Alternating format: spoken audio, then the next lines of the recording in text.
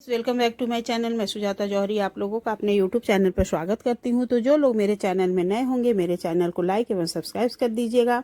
तो आइए आज हम लोग जानते हैं कि जितिया का व्रत हमें कब करना है और इसकी पूजा हमें कैसे करनी है। तो देखिए, पूजा करने के लिए हमें जितिया वाले दिन व्रत रहना है और व्रत रहने के बाद शाम को जब नदी से नहा करके आना है तो अपने घर में इस तरह से हम लोग पूजा करते हैं। तो एक चौकी लगा लेना है, उस पर हमें कपड़ा बिछा लेना है, फिर हमें एक कलश स्थापित कर देना है। बहुत से लोग हैं जैसे कुसा की आकृति बना करके उनकी पूजा करते हैं, लेकिन कलश फिर भी स्थापित किया जाता है। तो आप इस तरह से कुसा की भी आकृति बना सकती हैं और नहीं तो ऐसे भी पूजा कर सकती हैं, जो विधि मैं आप लोगों को दिखला रही हूँ। तो देखिए, मैं कलश रख देती हूँ, उसके ऊपर एक दीपक जला देती हूँ। उसके बाद से फिर हमें आसन दे करके गणेश जी को बैठा देना है, क्योंकि किसी भी पूजा में सबसे पहले गणेश जी की पूजा होती है। तो गणेश जी को बैठा देना। उसके बाद देखिए, जिउतिया जो होता है, देखिए इस तरह का बना होता है। बहुत से लोग ऐसा जिउतिया बनवाते हैं और आजकल तो जिउतिया तरह तरह का आता है। ये मेरा पहले का है, आज 30 साल पहले का है, इसलिए मेरा ऐसा ही जिउतिया बना हुआ है। तो इसे हम लोग खीरा में, केला में या नारियल में लपेट करके इस तरह से रख देते हैं चौकी पे। उसके बाद से पूजा करते हैं।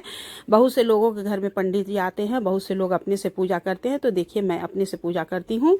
तो सबसे पहले गणेश भगवान को, उसके बाद से फिर कलश का भी पूजा कर देती हूँ, फिर जितवंधन बाबा का भी पूजा कर देती हूँ। उसके बाद से सभी को हमें तिलक कर देना है। तिलक करने के बाद हमें गणपति जी को थोड़ा सा सिंदूर भी लगा देना है। फिर हमें गणपति जी को एक जनेऊ पहना देना है और वस्त्र स्वरूप हमें कलावा समर्पित कर देनी है। तो इस तरह से हमें जितिया के व्रत की पूजा को करनी चाहिए। उसके बाद से हमें सभी को फूल चढ़ा देना है। तो फूल आपको जो भी मिल जाएगा आप वो फूल चढ़ा दीजिएगा और इस तरह से हमें फूल चढ़ा देना है। तो देखिए, जिउतिया जो मैं बांधी हूँ, फिर हमें एक दीपक जला दे। जिउतिया जो मैं बांधी हूँ उसमें हम लोग दतवन भी बांधते हैं, सखुआ का दतवन किया जाता है, तो इसलिए हमें सखुआ का दतवन भी उसमें बांधना चाहिए। तो उस दीपक जला देना है। उसके बाद से हमें गणेश भगवान को अलग से भोग प्रसाद लगा देना है। फिर हमें जितवंधन बाबा के लिए भी भोग प्रसाद लगाना है।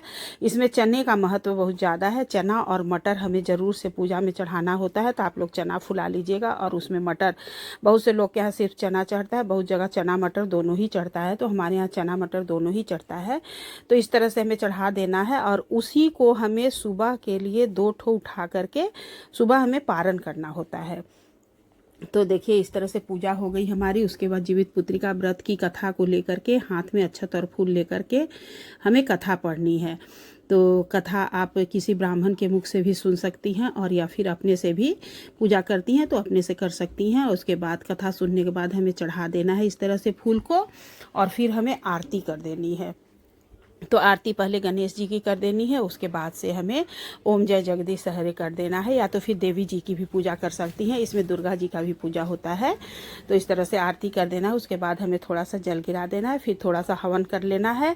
उसके बाद फिर हमें हाथ में अक्षत और फूल लेकर के भगवान से पूजा में जो भी कमी बेसी होगी उसकी हमें क्षमा प्रार्थना कर लेनी है और कुछ हमें दक्षिणा भी चढ़ा देना है, क्योंकि पूजा में कमी के लिए हमें दक्षिणा चढ़ाना बहुत ज़रूरी होता है। तो गणेश जी को भी कुछ चढ़ा दीजिए और फिर कुछ जितवंधन बाबा को भी।